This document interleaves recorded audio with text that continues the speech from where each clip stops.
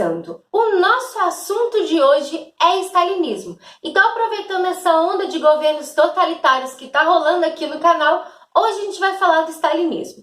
Mas, antes de entender um pouco do que o Stalin fez na União Soviética, curta esse vídeo e se inscreve no canal para não perder mais nenhuma novidade. A gente precisa começar falando da Revolução Russa de 1917.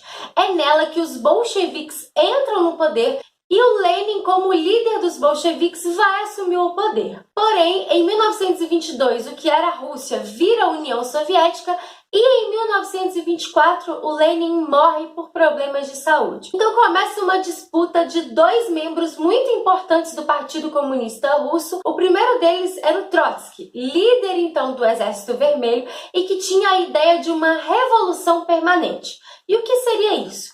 Ele acreditava que era necessário levar a Revolução Russa, levar a Revolução Socialista para outros lugares do mundo. Porque se a Rússia, se a União Soviética ficasse isolada no sistema socialista, enquanto o resto do mundo seria capitalista, iria dar errado.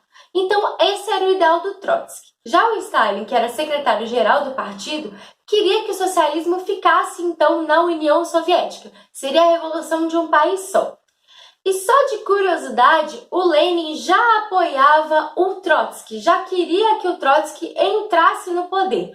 Porém, Stalin tinha muita influência no partido, inclusive ele tinha muitos espiões dentro do partido, e aí ele consegue vencer e convencer de que ele seria um líder ideal. Dessa forma, o Stalin expulsa o Trotsky do Partido Comunista, ele agrega todos os outros grupos políticos que existiam no Partido Comunista e começa a expulsar todos os seus opositores, não só o Trotsky. Inclusive, é a partir daí que ele adota o monopartidarismo para a União Soviética e vai começar a perseguir opositores, não só exilando, expulsando muitos deles, mas enviando para campos de concentração e campos de trabalho forçado, os chamados gulags. Logo, com o Stalin assumindo, ele começa a perseguir todos que eram contrários ao seu governo de alguma forma. Assim, o Stalin começa a transformar a União Soviética em um estado totalitário. Lembrando que isso não eram os planos do Lenin e da Revolução Russa anteriormente.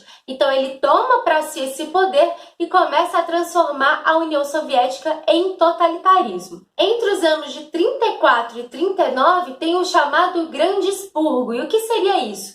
São todas essas milhares e milhares de mortes que o Stalin vai causar devido a essa questão dos opositores. Então todo mundo que era contra o stalinismo vai ser executado, vai ser expulso e vai ser mandado para os gulags, que são esses campos de concentração.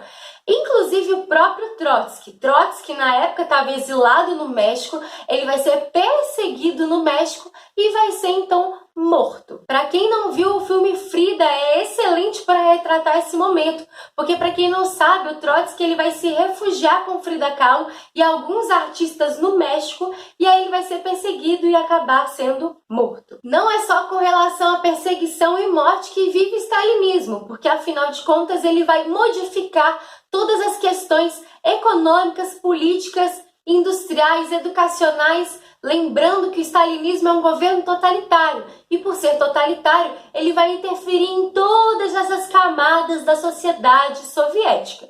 Então a gente começa a falar de uma economia planificada. Esse termo planificada quer dizer que o Stalin interferia, o Estado interferia na economia. E ele inclusive cria o Gosplan, que é o Ministério do Planejamento, e o Gosbank, que é um banco central russo para auxiliar nessas questões intervencionistas. O governo também investe em educação, principalmente com relação à alfabetização, porque a União Soviética tinha altos índices de analfabetismo, e é claro que ele vai usar essa educação para também manipular a sociedade e mostrar para a União Soviética o quanto que era importante se sacrificar pelo Estado, trabalhar pelo Estado, fazer tudo pelo Estado. Dentro do governo stalinista também tem uma reforma agrária muito autoritária e violenta, construindo as sovkhozes, que são fazendas estatais, e as kolkhozes, que são fazendas cooperativas. Dentro dessa reforma agrária bastante violenta, os kulaks vão acabar indo contra.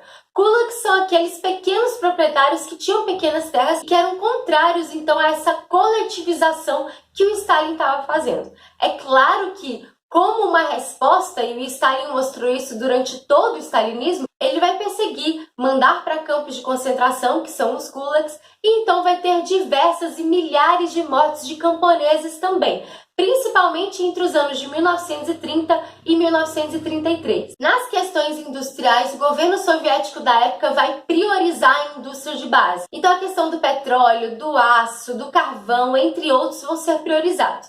E o Stalin vai lançar os planos quinquenais. O que seria isso? De 5 em 5 anos, o Estado vai escolher algo para priorizar, para investir mais do que as outras coisas. E eu vou colocar aqui na tela algumas questões que foram priorizadas nesses planos quinquenais. Entre 1929 e 1940, esses planos de industrialização acabam praticamente triplicando a indústria soviética. Porém, isso tudo não foi sentido pela população, já que dentro desse governo totalitário, os níveis de consumo da maioria eram muito baixos. Então, quem sentia, quem se beneficiava com isso, eram então os aliados do Stalin e o próprio Stalin. Dentro do stalinismo é importantíssimo a gente falar da propaganda de culto ao líder. Então, da mesma forma que existiram esses tipos de propaganda no fascismo italiano e no nazismo alemão, no stalinismo também existiu essa importância muito forte da propaganda. E não é só isso. Essa propaganda também era regada de mentiras. Para vocês terem uma ideia, o Stalin inventou a sua própria história. Ele mentia com relação a onde ele tinha nascido, o que ele tinha feito, como ele tinha vivido. Tudo isso para transformar a imagem dele de um herói.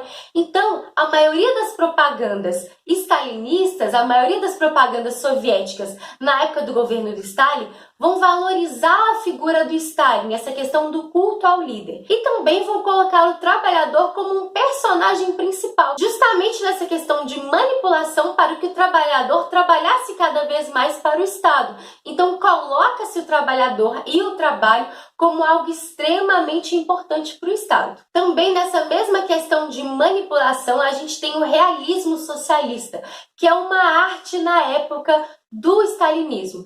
Essa arte vai espalhar vários cartazes, vários monumentos por toda a União Soviética, vai valorizar essa questão da educação e dos trabalhadores soviéticos, justamente da mesma forma que a propaganda stalinista fazia. Então, tudo uma forma de manipular e de fazer com que o trabalhador acreditasse o quanto era importante aquele trabalho para o Estado. Logo, esse realismo socialista também vai ser importante para divulgar essas questões educacionais, nacionais, de culto ao líder e de culto a essa questão do trabalhador, do trabalho e da importância de se sacrificar pelo Estado. Em 1953, o Stalin vai morrer. Dentro do governo stalinista existem outras questões com relação à Guerra Fria que posteriormente a gente vai discutir aqui no canal, mas o que eu queria deixar claro aqui é que o governo stalinista também foi um governo totalitário, também matou bastante gente. O objetivo do canal é justamente mostrar para você o que aconteceu na história, justamente para te ajudar na sua prova, no Enem e para ajudar a aprender mais sobre a história. Bom, é isso. Eu espero que vocês tenham gostado. Se você gostou, curte o vídeo. Se tem alguma dúvida, sugestão, comentário, fique à vontade e deixa aqui embaixo. Se inscreve no canal para ajudar o Historizando a crescer. Muito obrigada pela sua atenção. Um beijo e até a próxima! Logo